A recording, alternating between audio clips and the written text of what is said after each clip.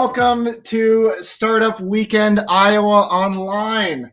Not every day do you get an online presentation that starts 2 minutes early. So you are in the right place. We have began our experience with TS Demo Day, celebrating the last 28 hours of us building together. This has been a whirlwind of activity that has brought people from around the state of Iowa and all around the world together in order to learn how to build like a startup. These are individuals that have joined us virtually and in person, and together have learned a little bit about each other's skill sets, areas of interest, ideas that have inspired individuals to build teams. This has been a wonderful experience that is Startup Weekend. And so as you tune in, know that we also are going to light things up throughout social media all evening long.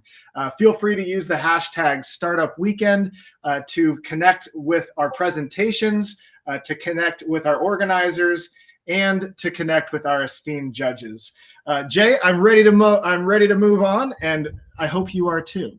So we're going to take a couple of minutes here and introduce you to some friends from throughout Iowa who are leading the way in a variety of different regards. Michaela, Liesel, and Mo are friends, allies, and true leaders in so many different ways that all are supporting and connecting entrepreneurs. And so it's a treat to have all three of you joining us for the judging experience. I'm thrilled to hear what you think of these 8 different companies that we will be meeting very soon. But before we do, I'd like to take a moment and have some time to meet each one of our judges. We'll go left to right. How about that? Michaela, how are you feeling tonight, my friend? Great to have you on the demo day here for Startup Weekend Iowa Online 2022. Yeah, thanks for having me, Ben. Excited to see what everyone's been working on and hear some cool ideas.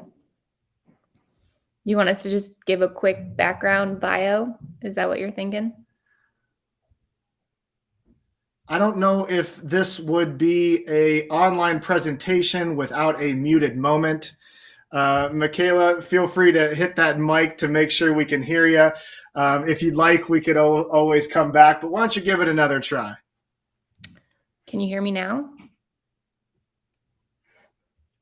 Okay. All right. I guess we're good.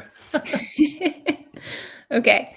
Yeah, excited to be here, Ben. Give you guys a short background on myself. So I was a full-time founder for 6 years, started a food tech company, and then I made the transition over to the world of venture capital and work at a venture fund here in Iowa called ISA Ventures. We do investing from really early stage ideas. We've got an accelerator program all the way through companies who are up and going and close to exit. So excited to see what you guys have been working on and looking forward to it.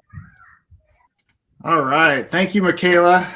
Continuing the conversation, Liesel, it is a treat to have you joining us from the Empower Iowa organization, collaborating underneath the Iowa Economic Development Authority.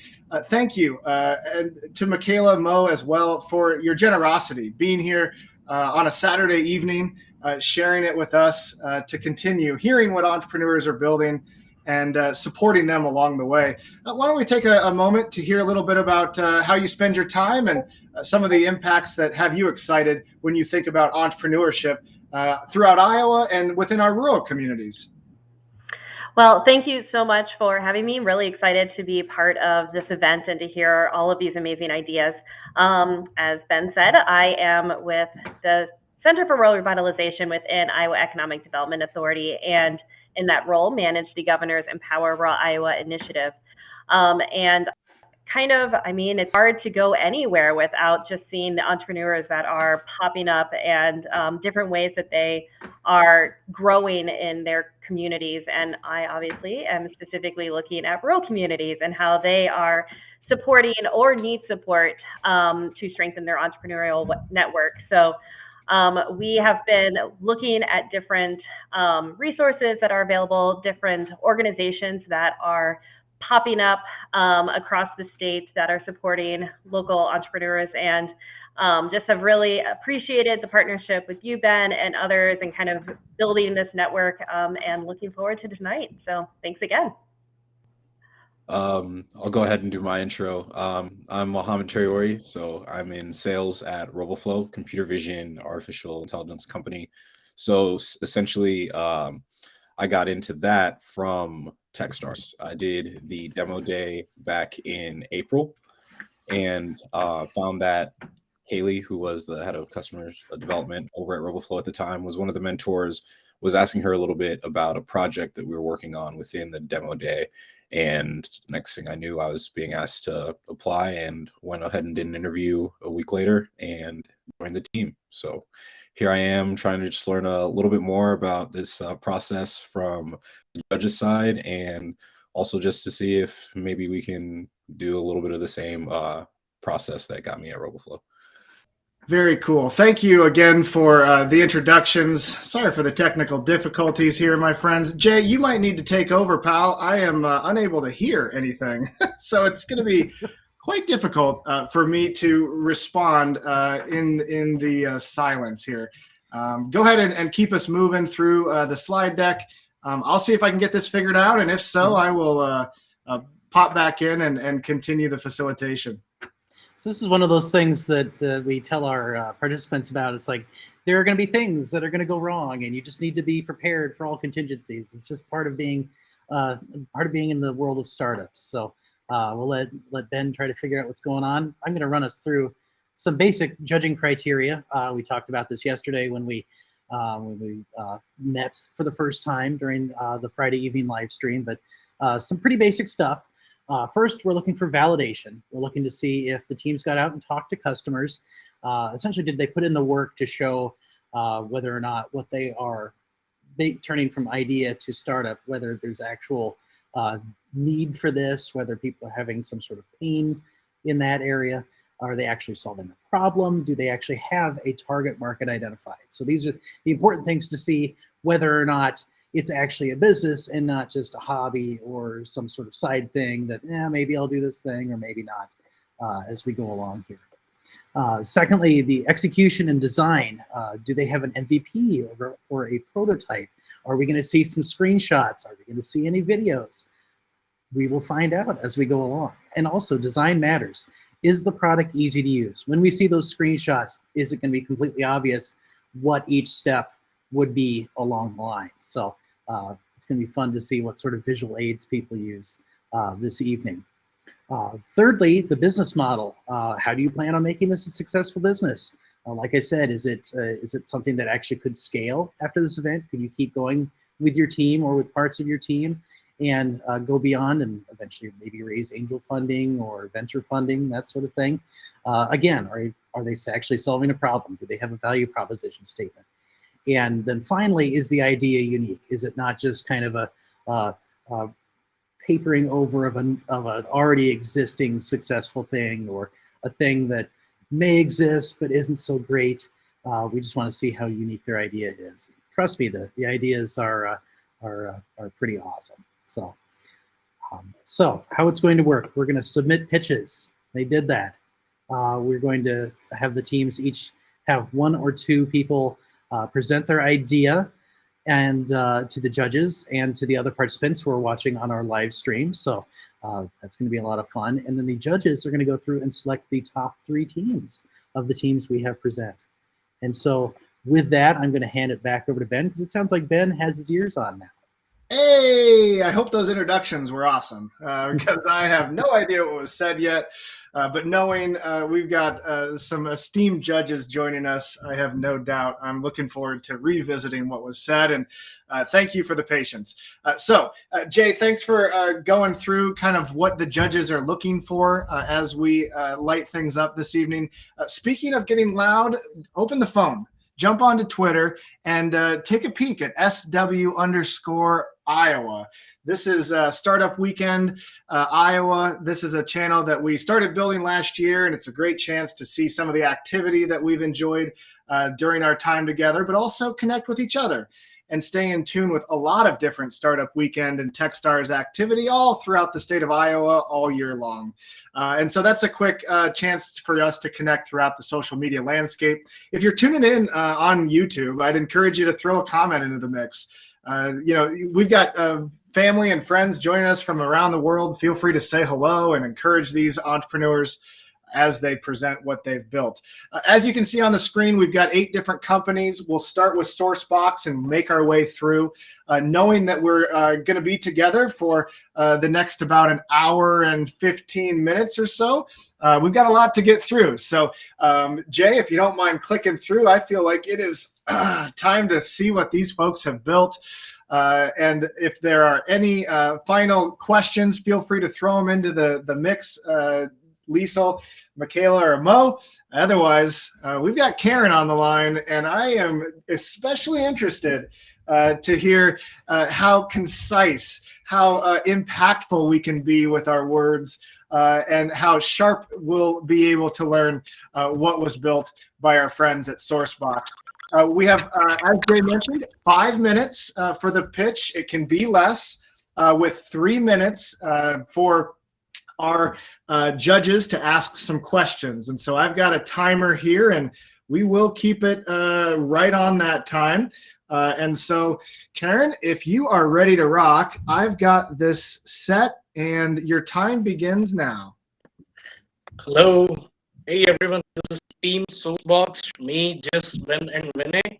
And we are around the globe. So, of course, this is something which is really exciting, and this is about a platform that we are planning to build specifically for travelers. So let's start.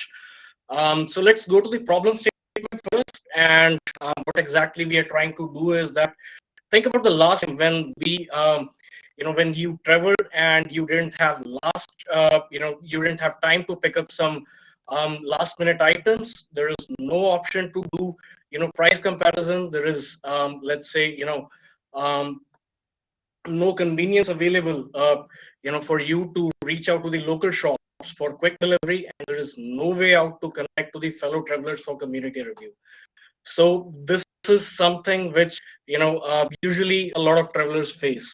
Moving on to, the validation, or let's say the customer discovery, we reached out to, let's say, around more than 20 customers, potential customers, and we asked some key questions to them that, when did you travel last time, or let's say that did you purchase some products during the travel?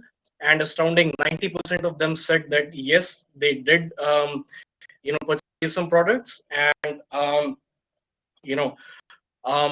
did they like to, pick up their products from local shops or sort of that? They said that no, there was no convenience to pick up, let's say, to deliver those products from local shops. We do have Amazon, we do have, let's say, Walmart, etc., but nothing for the local shops as such. So one of the most important point for us to, let's say, consider was that the price they were paying was higher for those commodity. Moving on to, let's say, what's the solution? So we proposed, a solution with, let's say, a perfect value proposition. So it's a social, e-commerce social platform, which basically shares the data that travelers need. It provides some cheaper and better options to buy for travelers, and also, provides a price comparison functionality. Secondly, it provides, we basically provide a social network that provides transparent reviews, and also, we provide functionality to create a checklist that helps travelers, plan their travel itself. Moving on to, let's say, this is how our product looks like. We build a prototype, let's say, in 6 hours. We have an excellent, I'm myself a software architect, and we have an excellent team that helped me prepare this prototype itself. We have a search functionality. Basically, you can just search the products over there, and you can select, from where you want to purchase, local shops or from us. we have a social network also. If you see over here, primarily, basically, it basically helps you out in providing and create a travel checklist. It actually helps you in, let's say, if you're a digital nomad, if you're, if you're traveling for some office purpose or some executive meetings, you might have some products which you might miss, and you don't want to purchase it.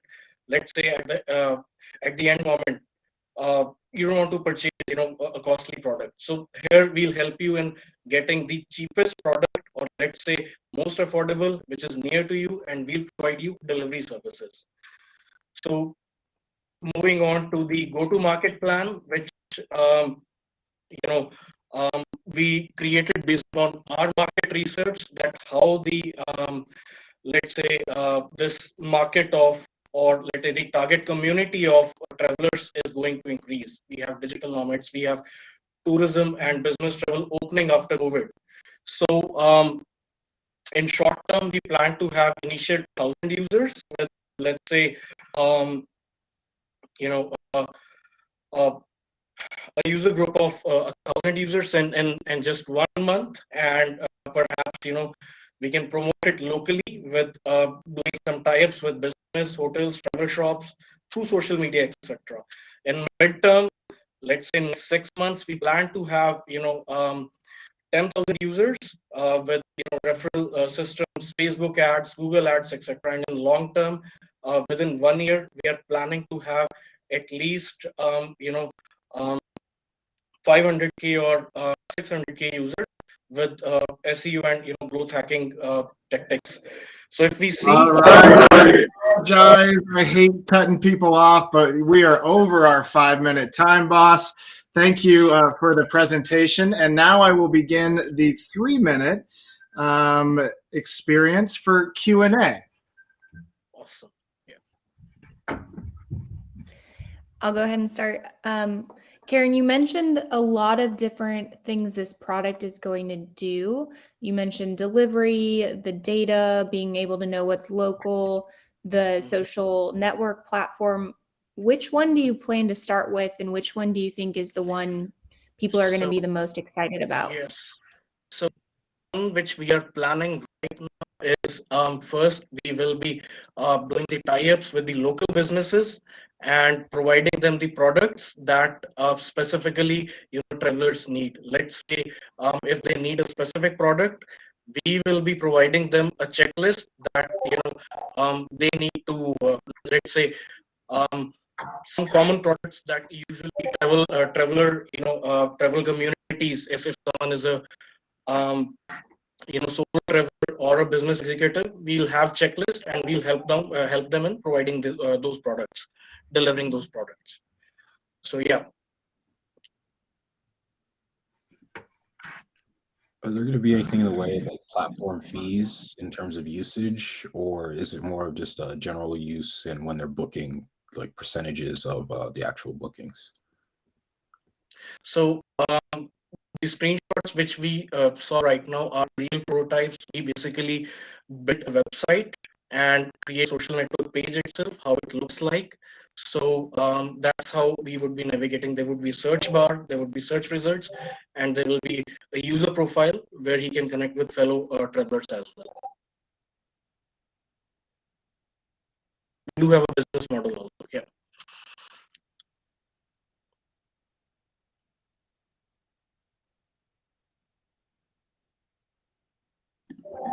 Is there a market identify that'll work best to begin in, or is it more of looking at just current trends and beginning there for your tourist outreach? Primarily, how we'll be reaching out is that, let's say, we'll be tying up with local businesses through social media, various communities in Facebook, etc. That's how we are planning to reach different people.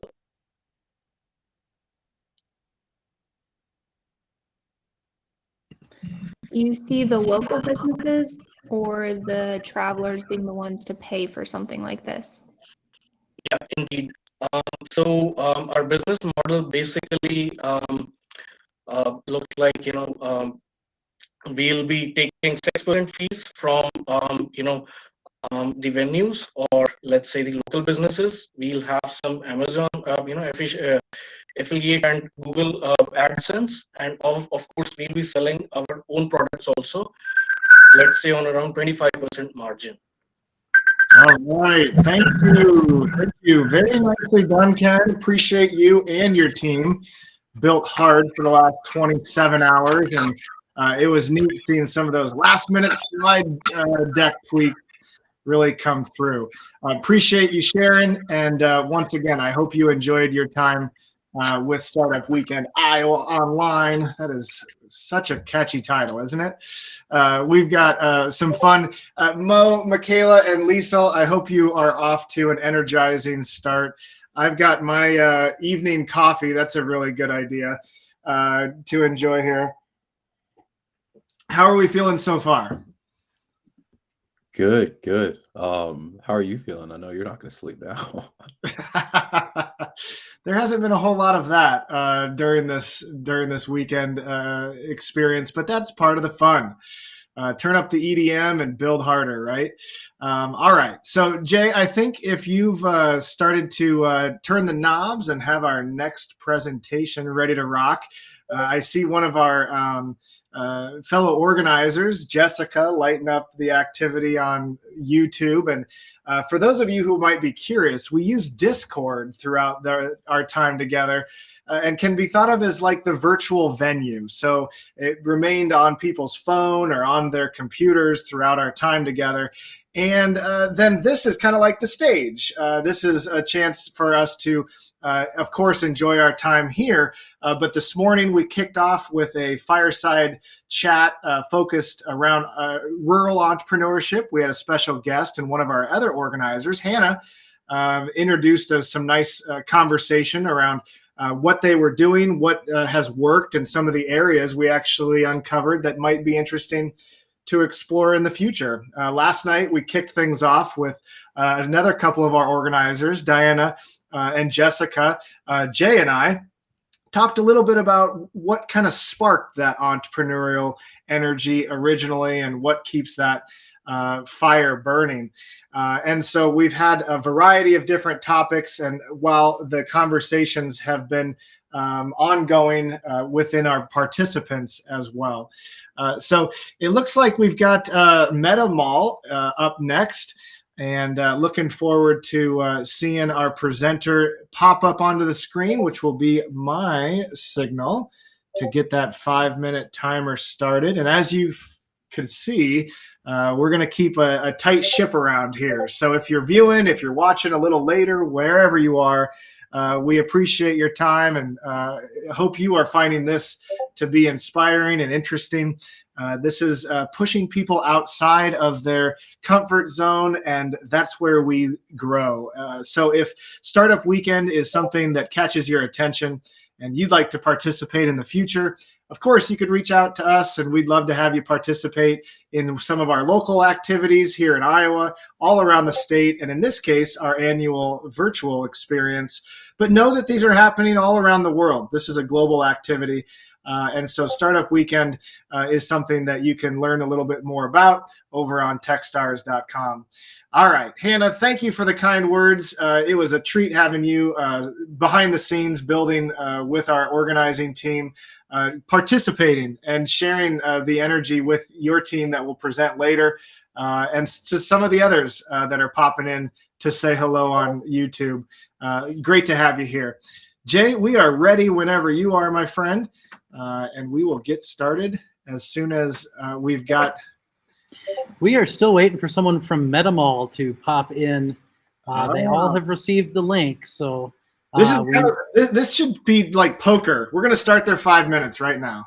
Yeah, I'm. And if you don't, you answer. In this case, we'll pass you along. We could. Why don't we skip to the next person if we do have someone in the green room? Do we have anyone from Amadeo on? All right. I don't see anyone from there. Harold, I know he's on. He has influenced me.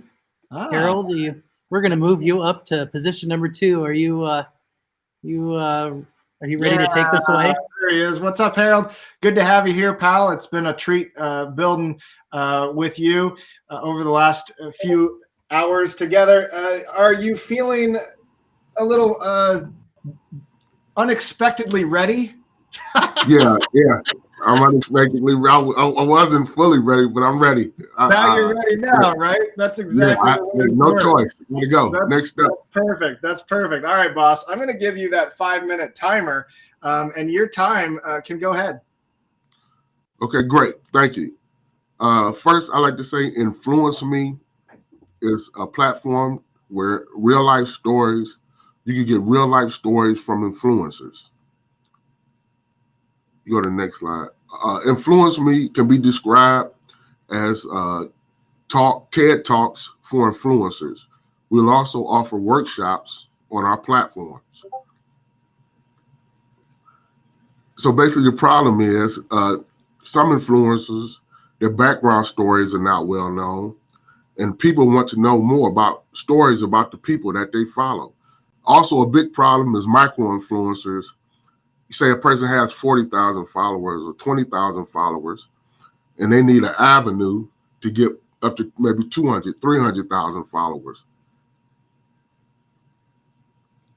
Well, the solution is we'll be on our platform. We'll do like 30-minute TED-style talks and interviews, and where influencers will tell personal stories, and they also give advice. And micro influencers will be able to increase their following by we also have workshops for users, for group users. Users will compete in challenges for one-on-one time. Users will gain access to valuable information. And so at the end, we're you could call us a different kind of TED. Now, our competitive advantage is that we'll be first to market.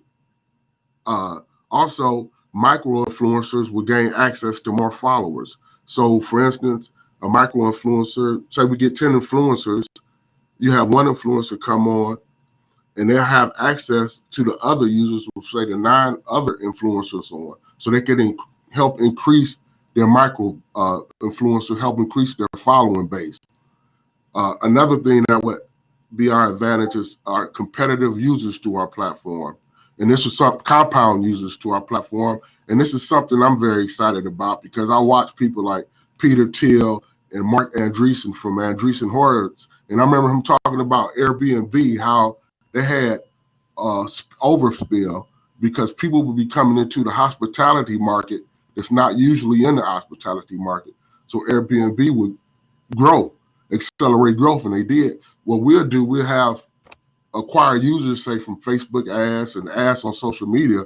But also a big advantage is that if we get a influencer on our platform, he or she is going to tell their followers, and their followers are going to come to our platform, and we don't have to pay to acquire those followers. So we'll have compound users, and as our platform grows, that'll help us accelerate growth. Now, our revenue streams. Our revenue streams, users will be able to watch talks and interviews for free, but workshops will cost between $5.99 and $4.99. Now, our workshops will be similar. Like I was in the music business for 8 years, and I did shows with LL Cool J, Jay-Z, had a BET. So I talked to a friend of mine who's a producer in Atlanta, and he has a studio. And he would have one of his producers in one of our workshops maybe put together a beat. People will pay $5.99 to rap over that beat. He'll pick 2 winners, and they'll get a free demo, 3-song demo in his studio. Or you could do little workshops like that with music influencers, beauty influencers, gaming influencers. And eventually, we'll add a $4.99 monthly subscription for more when we get more content. For people who want more premium content, like more access to more workshops and more behind the scenes things. Now, the market for the global influencer marketing size is more than double since 2019. In 2021, the market was valued at a record $13.8 billion. dollars, and a lot of that was driven by the users of the influencers. And like I said, that's why the compound users that I talked will be very important for us to accelerate growth. Our market strategy, like I said, would be, on platforms like Facebook and Twitter, doing ads. And plus, when we book influencers to do influence me talks or interviews, they'll bring a percentage of their followers will find us. Now, our team, like I said, that's myself. Like I said, I had 8 years in the music business, over 8 years, and did shows with a lot of people and videos. And Tiffany, one of our members, our team members, she's a micro influencer already, and she already is growing a following on Instagram as well. And she talked to a guy who has over 391 followers on Instagram, and he's shooting a video now, but he's going to shoot a video for us. And he's very interested in doing work.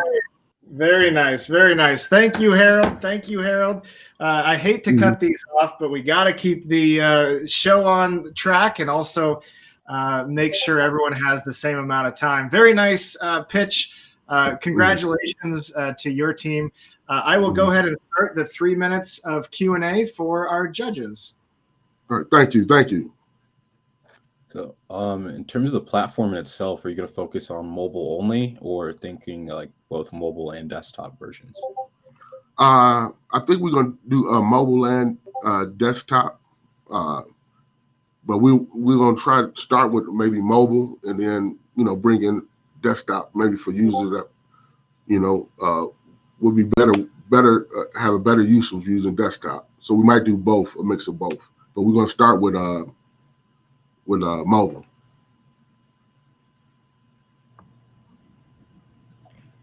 How are you planning to kind of launch with those initial first influencers?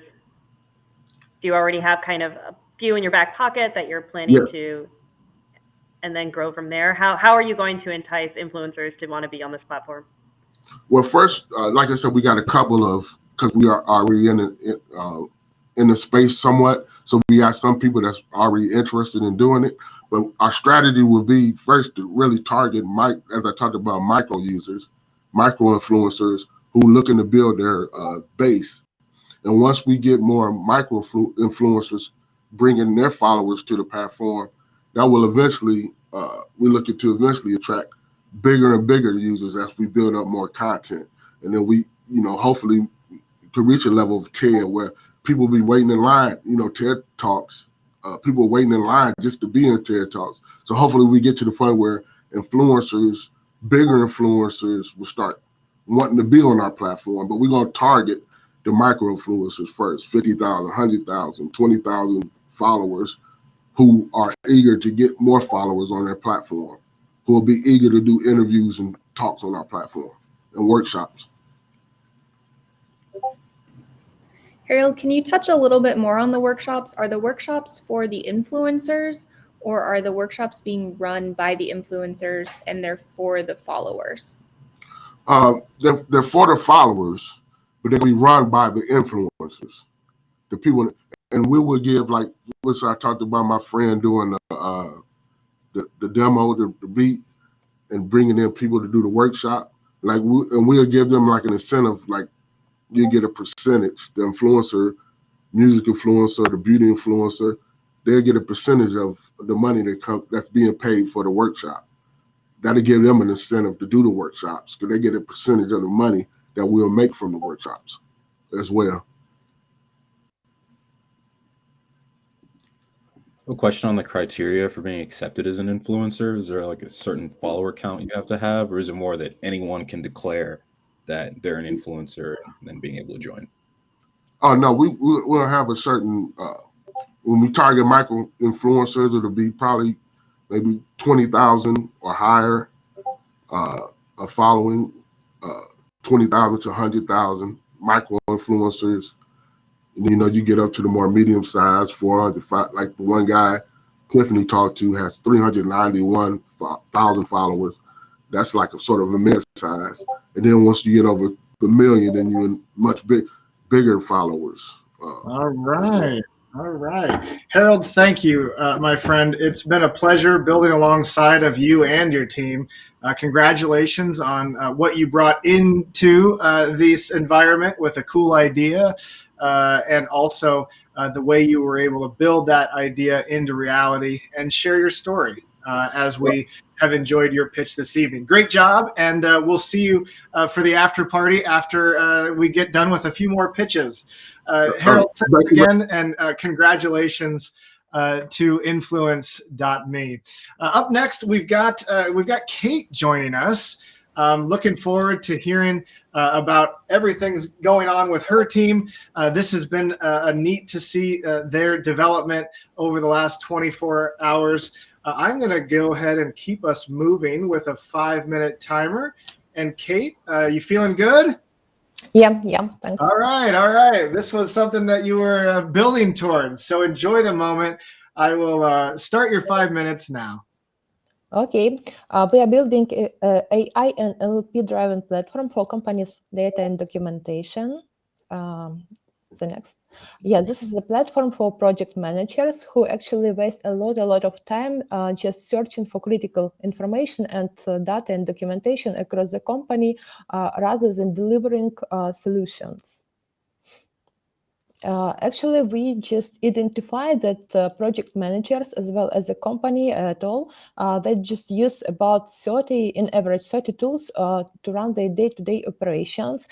This can be like different communication tools, as Slack, Microsoft Teams, email, issue tickets, this is like Jira, UTrack, Monday, version control systems like GitHub, Bitbucket, etc., documentation systems as Confluence, HubSpot, etc. And all of that distributed across all these platforms. So Amadeo helps to get an all-around product vision and be up to date with the product updates.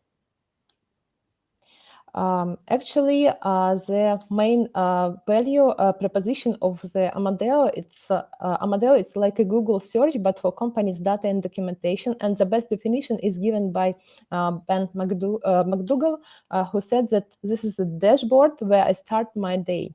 So actually, as you see, Amadeo just do smart search for your data and documentation, analysis and forecasting, and summarization of all of them. Thus, our users will get all-around product vision.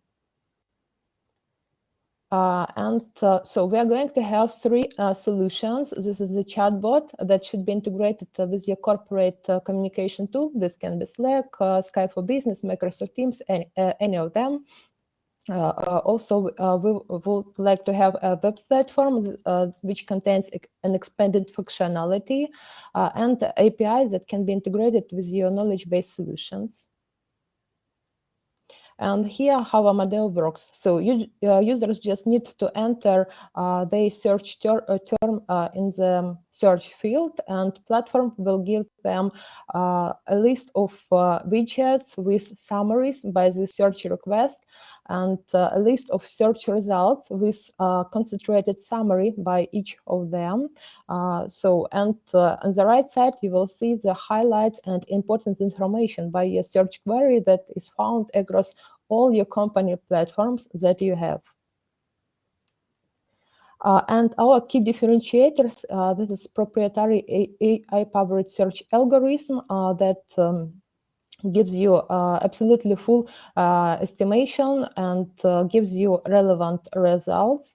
This is proprietary NLP algorithm that creates summaries, and heart of our system, this is integrations, which can be done just in one click, and you don't need to have a lot of different plugins and integrations with your platforms.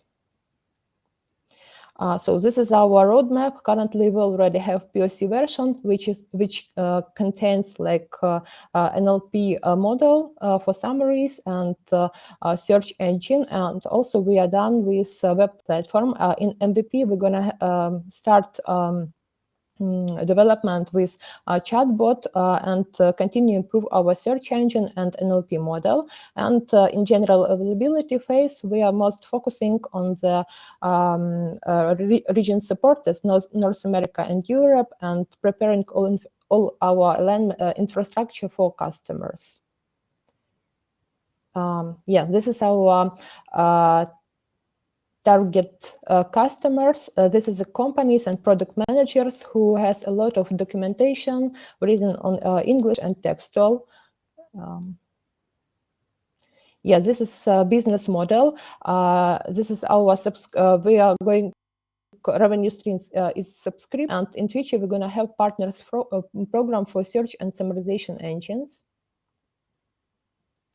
This is our market size. As you see, the numbers, it's pretty interesting.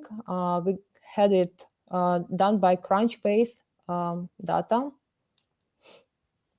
This is our competition. Our two most powerful competitors are Elastic Workspace Search and Google Cloud Search, which is not so powerful as we are.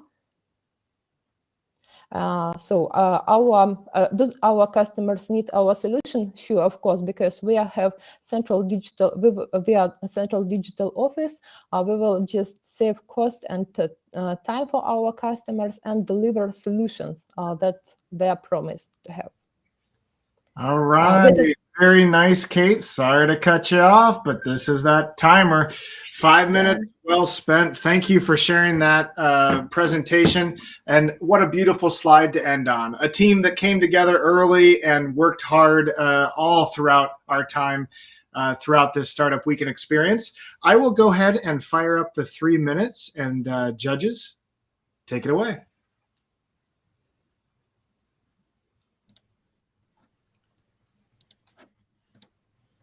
For me, for first question, how many people were interviewed on this, and were they all product managers? So actually, we just spoke with all people across the team. It was starting from C-level managers and ending R&D team. Yeah, but this solution currently, the niche customer is project and product managers, but it can be distributed across all the team, of course. So when you think of kind of entering and getting this product to market, are there some initial companies that come to mind that you would see as early adopters or would be willing to beta test this and give you feedback? Yeah, sure. We have a couple of such companies that are related to my previous product manager experience, and so we are like preliminary committed with testing Amadeo once it will be ready, MVP will be ready.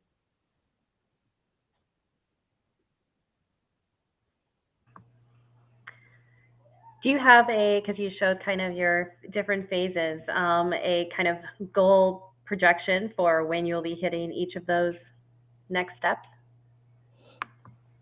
Yeah, our next steps will be like we have POC and we're gonna have MVP in April, and the next step will be going to marketplaces, Atlassian, GitHub, and Slack marketplaces, and just get the first traction and see the users there.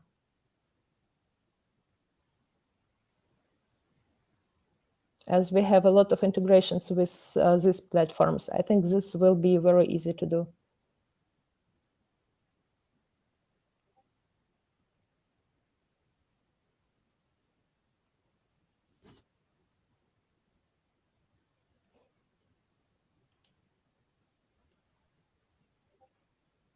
Actually, if you have time, we have really amazing and interesting video. It's the last slide. If you just move, we can see. Yeah, it's funny.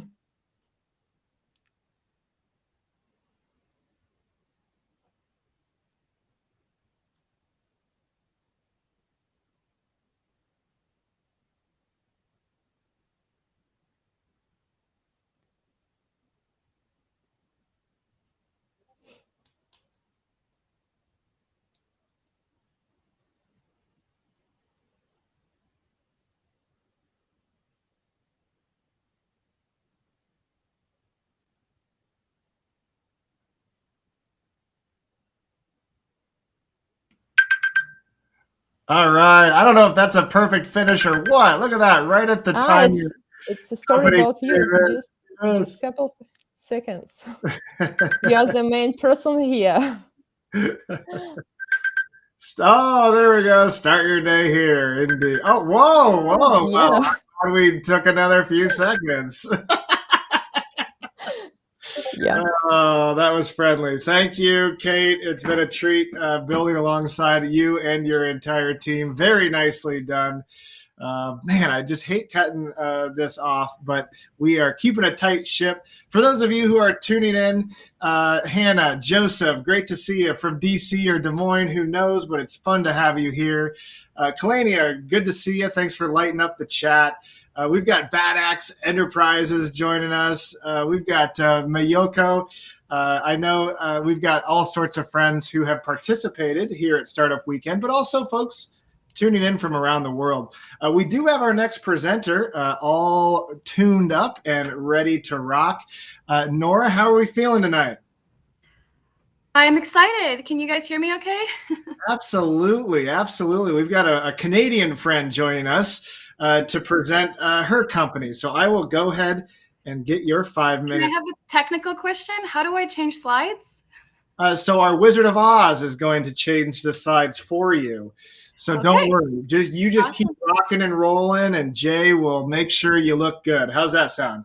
All right, ready to go. All right, sweet. All right, I got the 5 minutes starting, and it's your time. Hi, everyone. So my name is Nora, and I'm representing our amazing team called Form, and we are creating a new online shopping experience. So users are able to swipe with ease and find their perfect match of clothing to buy. So next slide, when we are looking at market studies, we actually found some evidence that shoppers are unsatisfied with their shopping experiences. A whole 71% claim that they are unsatisfied. And our own customer questionnaire actually agrees with this information, as 65% of our respondents said that they didn't like how they were conducting shopping, either because they had sizing issues, it took a lot of time, or they just couldn't find what they like. And in my personal experience, I'm an avid sustainable shopper, and it takes a lot of time and effort for me to go between brick and mortar stores and online stores to find what I like. On top of that, ads are not relative to me. IBM actually did a study and that consumers are asking for brands to be able to get to know them and really offer them what they want, but they're not seeing that happen. And that's where our secret sauce comes in. We want to help those underdog fashion companies that may not have a robust marketing strategy to get in front of their customers. Think of it like an anti-big box fashion concept, where instead of going to your Amazons and Shines and Zaras, you have a new way to explore new brands and allowing you to see things that are actually in your size and in your fit. And this is how we will be a differentiating factor within our business model. Going into our value proposition, we like to call it a Tinder for fashion. We really want to just put items in front of you with a swipe feature of if you like it and if you don't, to be able to build a personal profile of what you like and to be able to offer that data over to brands that you will want to hear from. As our bones of an MVP, we actually created a bit of a back-end mock-up of what that would look like. So if you go to the link that we tagged, you can actually input your email, upload a photo, and tag an item from that photo that you would like to see suggestions of outfits to wear. And if you access the app, for example, if you put in a blazer, you'd be able to see all users or all brands that have a blazer styled with some other items to give you an idea of what to shop for. And that is our business model. We want to go off of hooking people to be able to build their digital closet, to be able to share with friends of what they wear and where they shop, not just between friends, but also to help other users out and really see style recommendations and items that are actually relative to what they are looking for. And then our actual revenue will be generated from brands that want to get in front of those customers who are offering that insight to help us connect them to brands they want to hear from. And this is our go-to market plan, where we want to start with user onboarding to create a very solid base of people who are looking to engage with brands and find new ways to shop. Going into that, we would like to promote through influencers, social media campaigns, maybe even some cool in-person activations where exchange for a drink, you download the app and upload a photo. It's an interactive app and it's for free. So we really are confident that we could build a good user base and then make those those sales from the commission that we get from brands, or even the subscription model that we might be looking at. And this really helps build a community where we're connecting those people that are in niche demand and want to hear from those brands that provide that niche, be it sustainable, petite, plus size. And then once we actually have a solid product, we want to explore with analytics and continuously improve the performance of the app and get the best results of customers loving what they see and going ahead and buying it. And when we look at our startup costs, we need to have an operational or management of creating an app and maintaining it throughout the years, spending money, generous money on marketing, and then we come to a quick startup cost roughly of this amount that you see. But if we go into what our projections of revenues will be, really we can make a good amount of money after the first year. As typical with a startup, you might not be able to get the success, and then we'll be able to rack in the sales. Moving next, we have a quick team of competition. Other apps, they don't have this customizable features. And even if they offer a service, it might be made to order instead. Going off of where our marketing team is looking to be, we would like to initiate, next slide, of our salespeople to be able to sell the product and get brands on board. So this is what the structure wants to be. Moving on to the next slide, if I could have the timeline. So really after that third year, when we have money, we will like to market and really scale up the solution we have. Thank you. Thank you so much for your time, everyone. Way to go, Nora. Very nice presentation. Right on time. Hold on. There it is. All right. Waiting for that little clicker to go. I've got the 3 minutes. Judges, enjoy.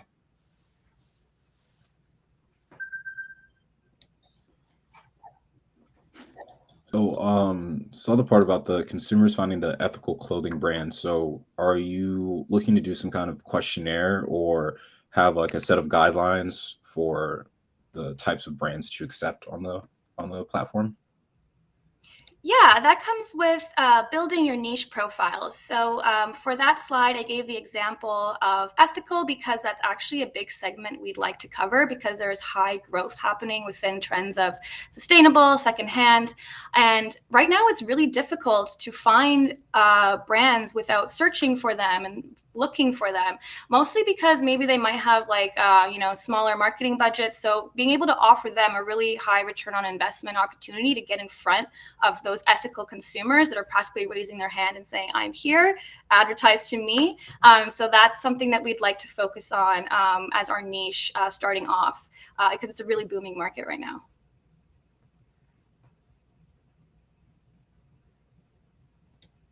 And I was wondering in the way of like user reviews, so will those be like shareable outside of the app too, or more so just on the direct product in itself? Yeah, that is something we came to conclusion as like our hook, where we want it to be able to be shareable because it also might attract a lot of people that want to share where they purchase their outfits from. And if they had a way to have like a digital closet and maybe a very short and sweet shareable link that they can post on their TikToks or Instagrams for more information on what they're wearing and where they can purchase it, we think that that is a big benefit of getting people onboarded. It's like our niche hook of having a digital closet for people.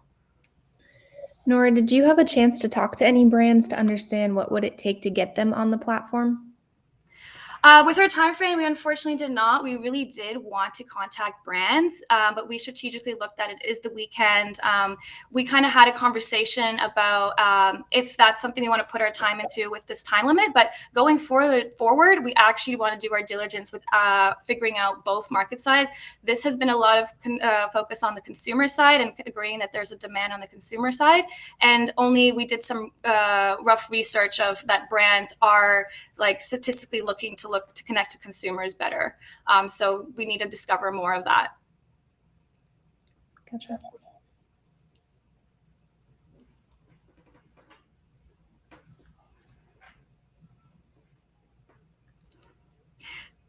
Looks like no more questions. All right, I got one quick one. What was your favorite part and what was the biggest challenge? My favorite part was meeting so many people that believed in my idea. And the biggest challenge was navigating so many different kind of people. I actually had a big team.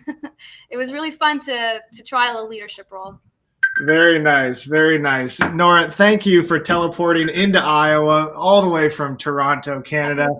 Your team was a treat to build alongside, and nicely done.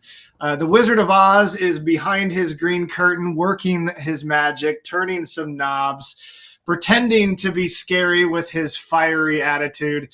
And we've got our next presenter already lined up. Digest Me is a neat company I'm excited to hear from. We've got Anthony here. If you want to go ahead and click the video, we can bring you up into the mix with the video. If that is not something you have, there he is. Let's see here. Can you guys see me? Absolutely. Thanks There for we go. joining us. It has been fun watching your team come to life last night and continue building throughout the day. I am going to give you that 5-minute timer. You know how this works.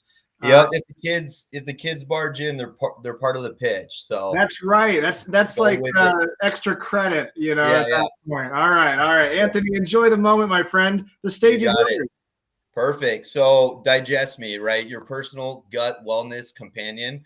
Digest Me. Think about 23andMe, but for your gut. Next slide. So Digest Me is to empower millions of people to improve their gut health. I think as you think about gut health, so many people have it and they typically don't get treated for it, or they go to a doctor and they just get prescribed medicine, right? So we're trying to improve gut health and improve the overall quality of life. So problem, millions of people suffering from gut health, and a lot of people don't know it, right? So 56% of people not seeking care from a doctor, that's a high number, right? 76% have GI symptoms for greater than 6 months, and 40% have functional GI disorders. So you think 56% of people that aren't even going to a doctor, not even knowing about some of these root issues, you can imagine the health concerns that they might have. Next slide. So solution, mobile app, immediate solution for us. So what we want to do there is hit the user right away. We want to take in a bunch of data points, attributes for the 56% that are not going to see doctors today. At least we start to take in some data, history, right? Workout, food intake, things that they're doing day to day, sleep, amount of water. So we're taking those data points in. And then from there, we're also trying to get personalized labs involved. That's part of phase 2. The personalized labs will come from partnerships and then customized plans, ongoing support and coaching as well from nutritionists and professionals. Next slide. So the underlying magic for us, it's the analytics, right? Most personalized info on gut health in real time. So you go in, you fill out a questionnaire. Heartburn, maybe it's your stomach, you just have stomach pain, you put that in, and then out comes an output of maybe changes that you can make, which is instant. You don't have to wait for a doctor appointment. You don't have to wait till next week. You could start making changes right away. So the underlying magic is that data input for the user and then that real-time feedback to start making those changes. Next slide. Product. So here's a little bit inside the product itself. We built this from the ground up. It was hard to pick the colors. We went with red over purple.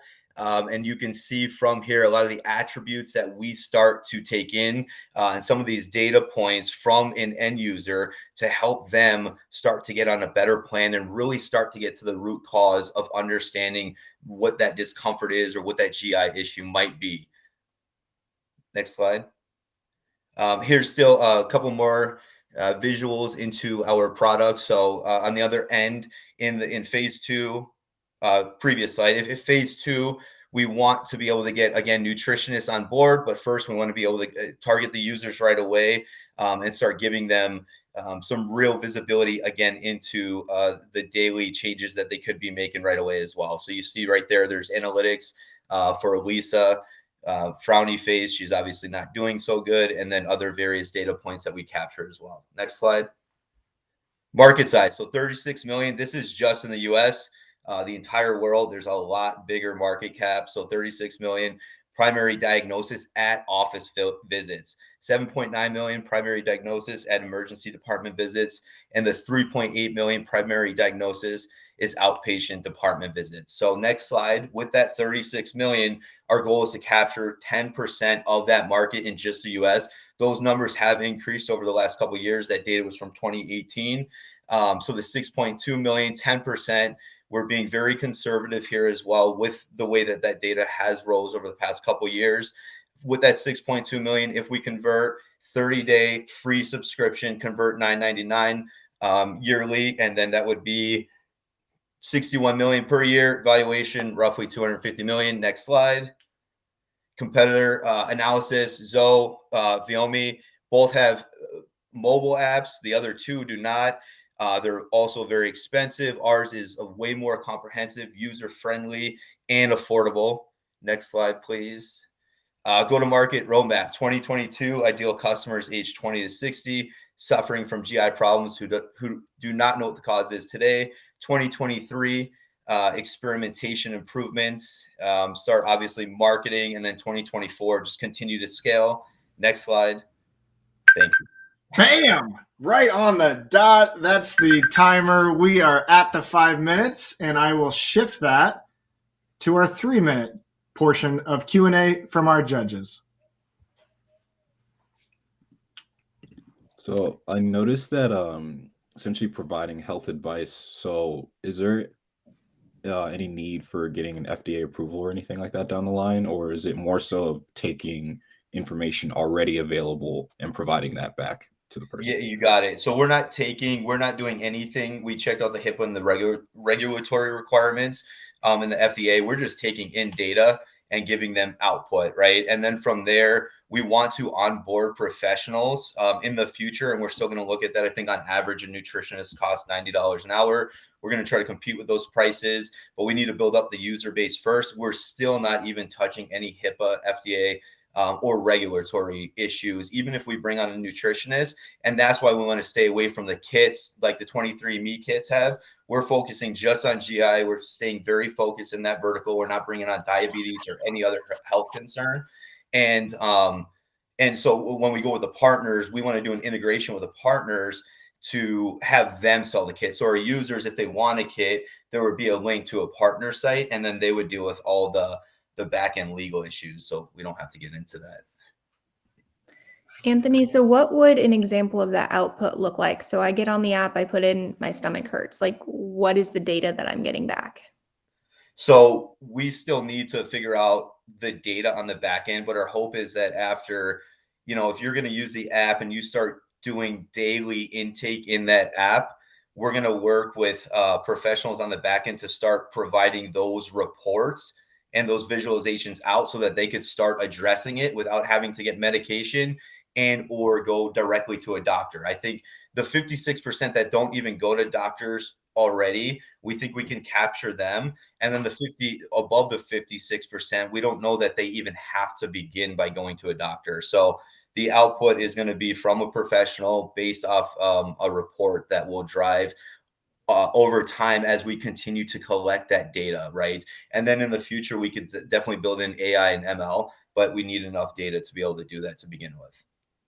Yeah, so the whole premise of the app relies on the user consistently putting data in. So how do you incentivize them to do that? So with the user constantly putting, right, so the value is the app. So the marketing plan, and to see, I don't know if any of us know that any of our apps are going to work today unless we go to market with it, right?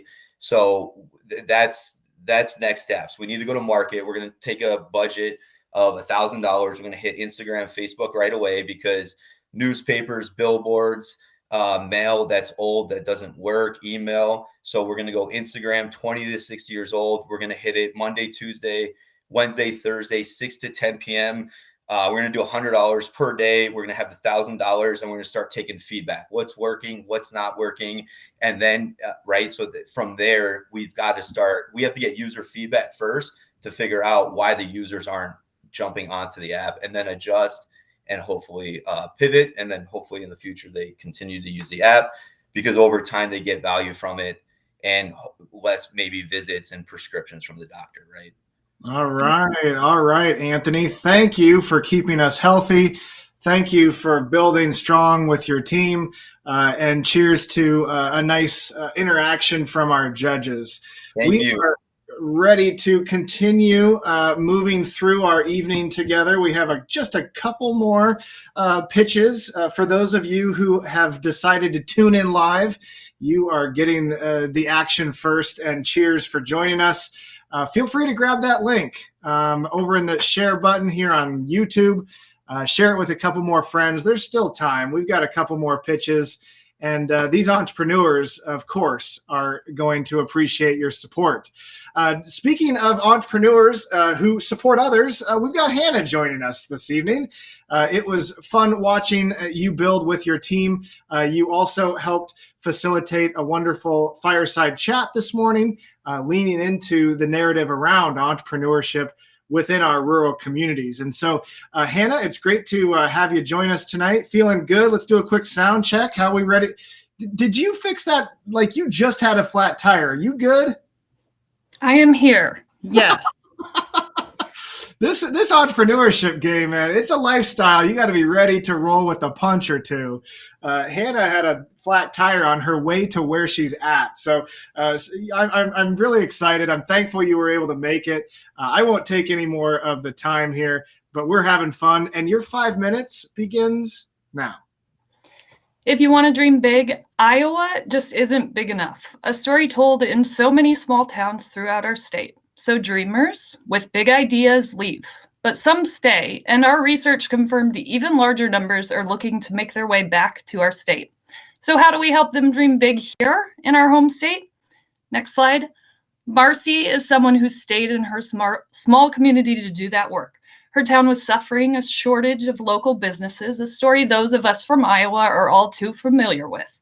Once glimmering downtown main streets left with dark windows, yet another rural town all closed up. Marcy wasn't willing to let that happen, so she started building her town back up. Now they know what the town wants, and they have a thriving main street. And yet, she finds herself stuck, left with a gap to fill, left with no connection to show what is possible in Sumner, left with no way to let the world know about this town and the work she is proud of. She used social media, but it lacked community buy-in. She utilized some broad marketing resources, but it still didn't put her in front of dreamers like her.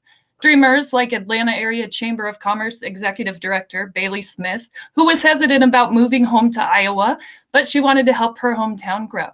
I think of all the reasons why I didn't want to move back to my hometown, Smith said, and then I sit and think of what I could do as an individual to make it better. And then when I left, to make it a place that I want to live in. Both stories confirm dreamers are staying and even coming back to rural markets and are here ready to serve. Our team at Rurally is the same team of mostly small town dreamers who want to see their communities grow and thrive. We are a team of people wanting to see communities connected to creators so our rural main streets sparkle again. How it works, next slide. Campaigns can be submitted by community members, small business owners, or community developers looking to add economic opportunities to their rural areas. Community members can contribute directly to projects they want to see come to their community. County and city organizations can post and share projects to fast track them for their region. Next slide. Community members can support all projects by purchasing curated goods from our store, donate directly to a campaign. Next slide. Residents are able to crowdfund new businesses they want to see come to life in their small town or region. Dreamers can realize their dreams close to home rather than moving to a big city. Next slide. We chose to build on top of an open source crowdfunding system to expedite development. The idea would be to add a mobile first abstract interface to make it easier to use on mobile devices. Next slide. This utility would simplify the process of community builders getting buy-in from their community. It would also act as an easy way to connect metro and rural entrepreneur ecosystems to know what's needed and where. Other apps and platforms out there that help raise money, but none tie the projects back to the reason it will economically support. We know that rural community leaders need to be reconnected with dreamers, and we have developed an app so that rural communities and startups connect to do what they both do best, start small.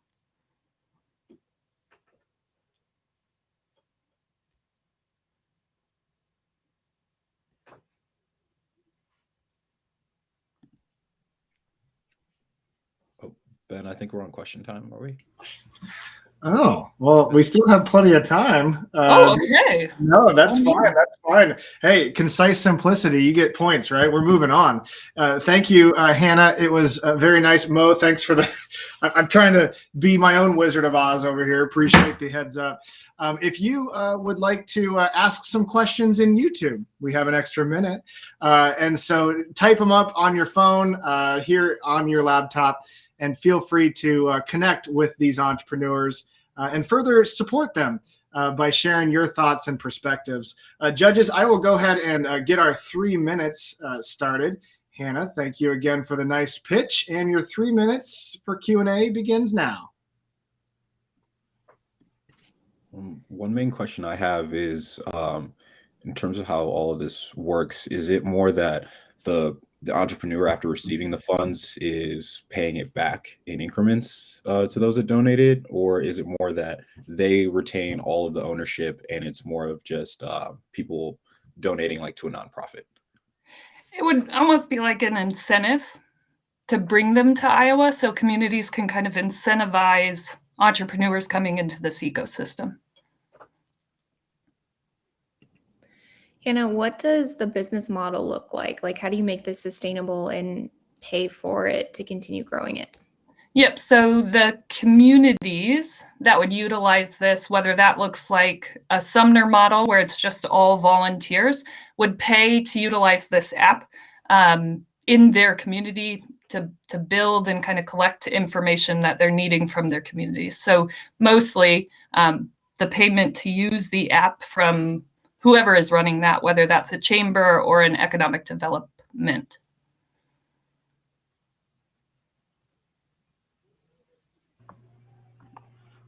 How would you plan to kind of market this concept? Can you talk a little bit? I know you said you mostly all came from rural communities. Kind of what's the interest and the feedback you heard from some of your potential communities?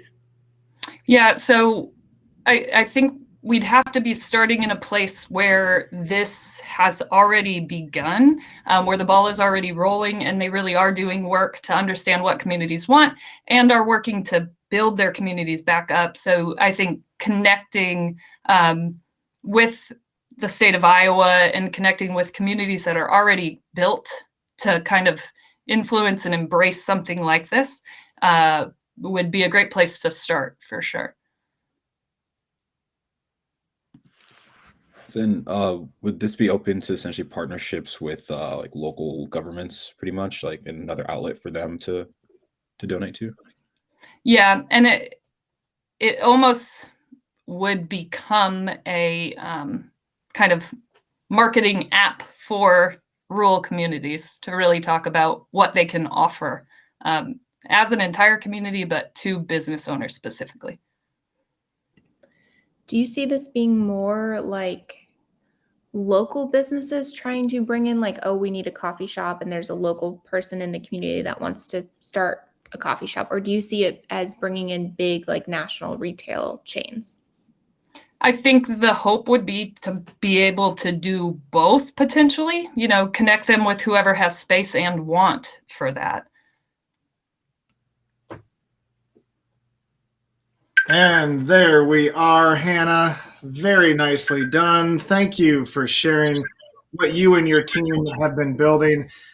It was neat seeing, in this case, a lot of movement of people as they traveled through time and space, but still continued to work from wherever they were in our virtual venue throughout the last 27 hours.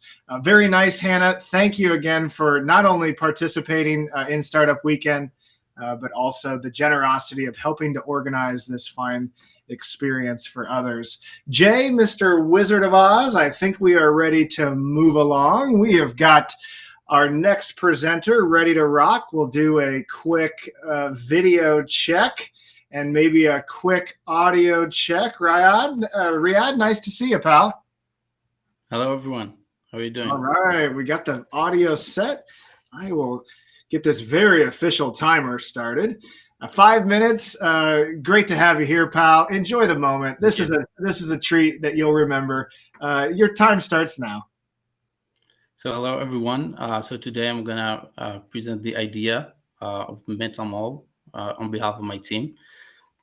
So MetaMall is a no-code template-based virtual store builder. So we came up with the idea because we saw the opportunity that we are early on the metaverse, and it could be potentially a life-changing event for the few next upcoming years. And we started seeing a lot of huge brands such as Nike, Louis Vuitton, and Adidas already starting creating virtual stores and starting to taking advantage of this platform. So we thought about creating something for these small businesses and individual entrepreneurs. Next slide, please. So the few pain points that we realized is for the small businesses and for the individual entrepreneurs, there are limited time and resources, and they would have to lose on an early on access to the platform. And this is actually a new space with high risk for new upcoming entrepreneurs and small businesses to jump on in. So the value proposition that we want to add here is to provide them with a quick and low learning curve and low risk option for all these small businesses and entrepreneurs in order to create virtual stores and getting in the metaverse and try to get still maintain their market share. And it's a way for them to quickly take advantage of this platform. So the underlying magic and what we're going to offer is simply provide pre-built option for visuals and no-code platforms to create stores and put up whatever they are selling on the metaverse, provide pre-configured tools that will be easy to set up. And we put it in a simple way, even for the non-technical person to be able to run the store. So for our competitors, we actually did a little bit of research, and we find two type of competitors: direct competitors that are kind of doing the same thing, either building digital virtual stores or 3D designs in the metaverse, such as Obsess, that are creating stores for some of the big brands. And we also have indirect competition for so many people that are creating in the metaverse for the play to earn games, as well as like huge companies like Facebook. So what we are offering in exchange is an interacting way to help these individual entrepreneur to create a store. Next slide, please. So what we are focusing on is the unique audience that we're going to target are the entrepreneurs and small and medium-sized businesses that need an edge over these giant brands.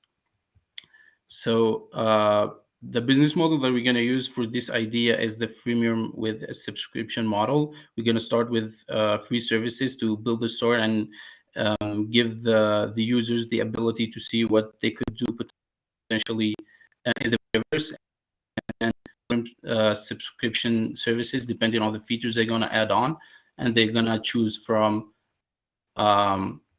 different type of subscriptions. Next slide, please.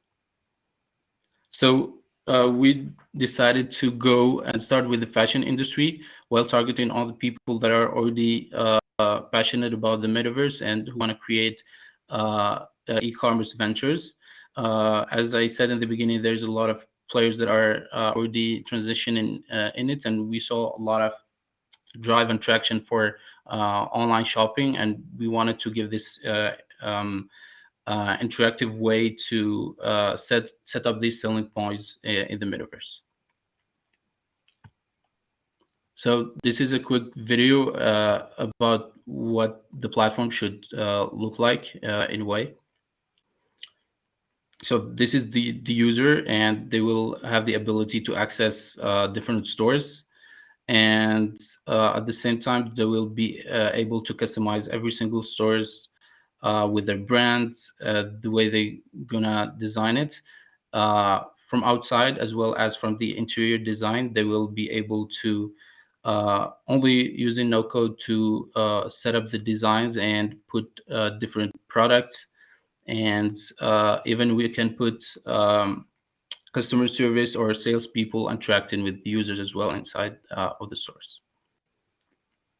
So this is all for our idea.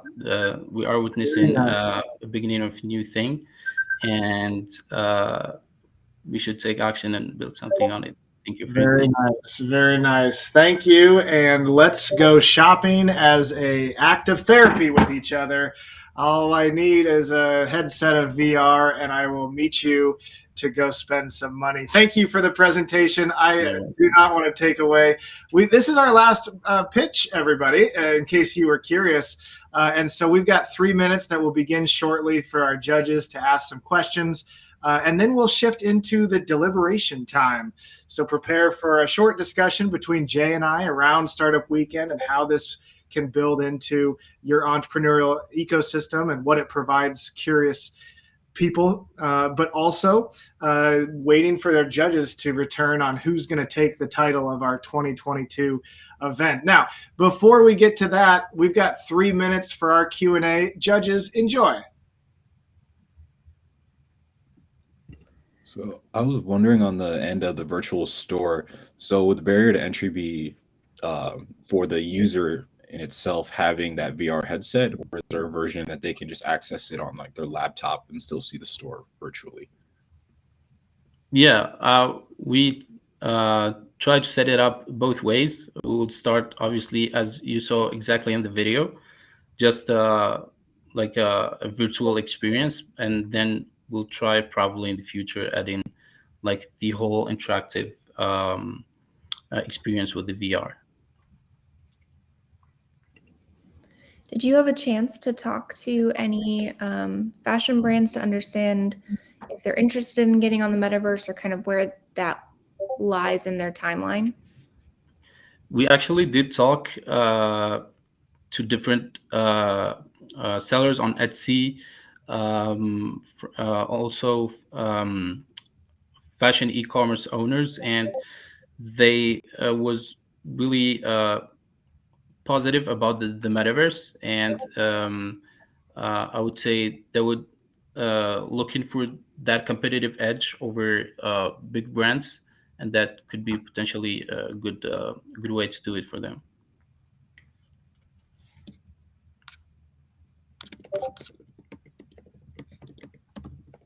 So are you aiming to make the stores like digital twins?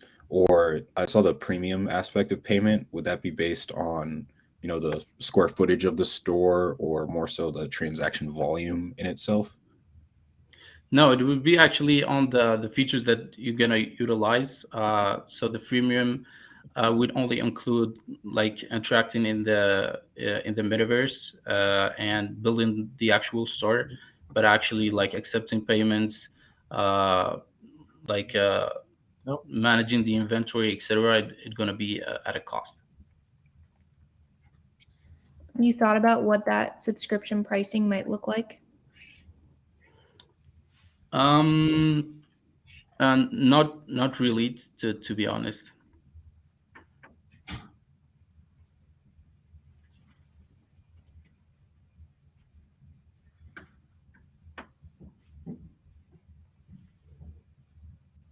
So, go ahead, Mo. Well, I wanted to ask in terms of like shoppers' ages, are you more leaning towards younger people, or is it just general demographic of people that are interested in shopping, or just might have to be less accessible for them to go to a mall?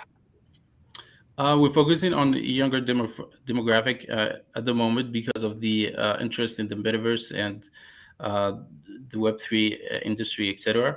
But yeah, probably in the future we're going to see a more general demographics when the public is more aware about the possibility of shopping in the metaverse.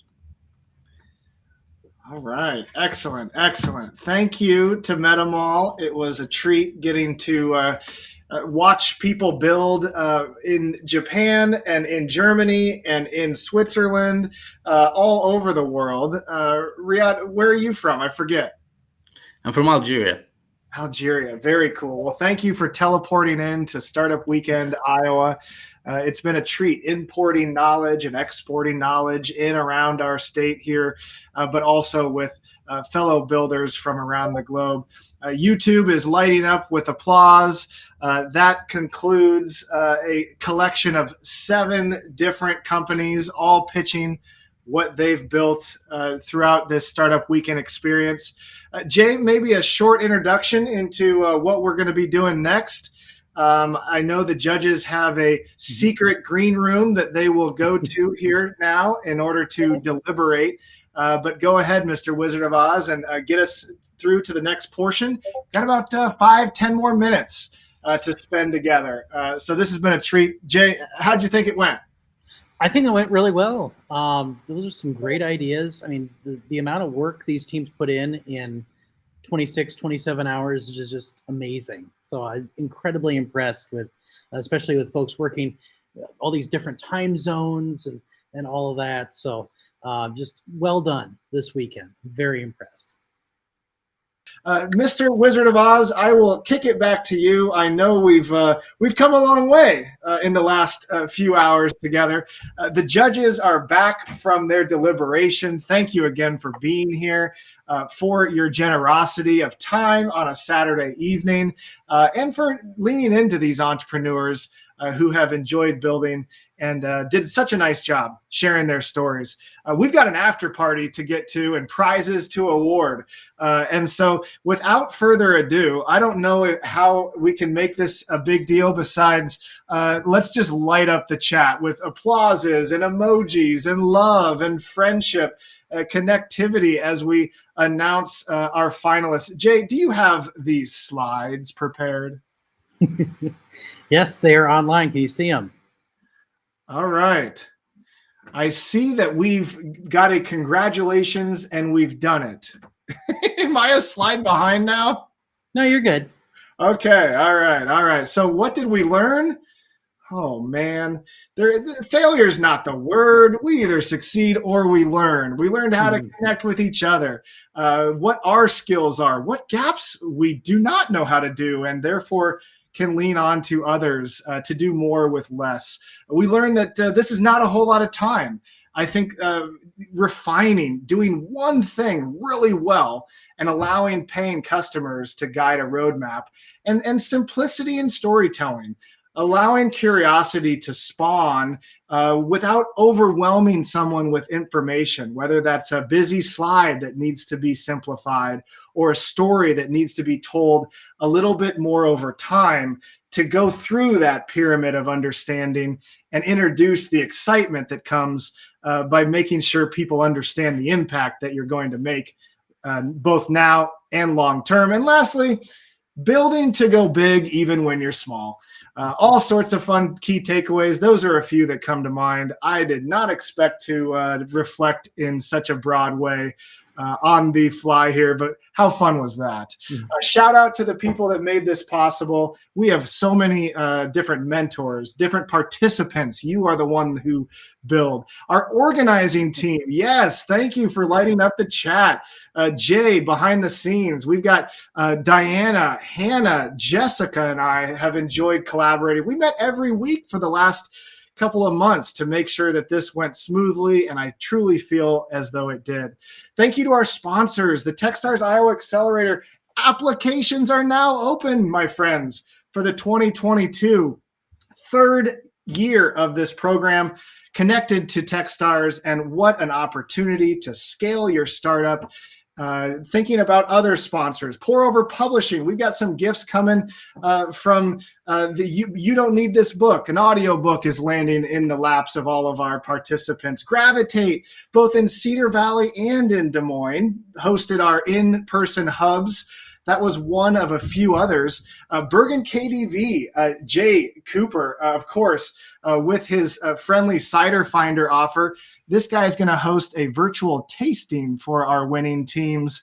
And I've been trying to get the organizing team as part of that experience. The University of Iowa Merge over in Iowa City, not only hosting another hub around the state, but also providing a free pass into Venture School for our winning participants, allowing them to explore what is next through that program built for founders. Jay, did Bergen provide some free consulting? Is that how they came into the mix? I didn't want to forget that. That's right. Yeah, some free business consulting Very for nice. the team that picks that. Very nice. So these are the local partners that provided some prizes. The prize is participation, as you might imagine, but it's fun filling in the gaps with a little prize table that we'll partake in after our time together.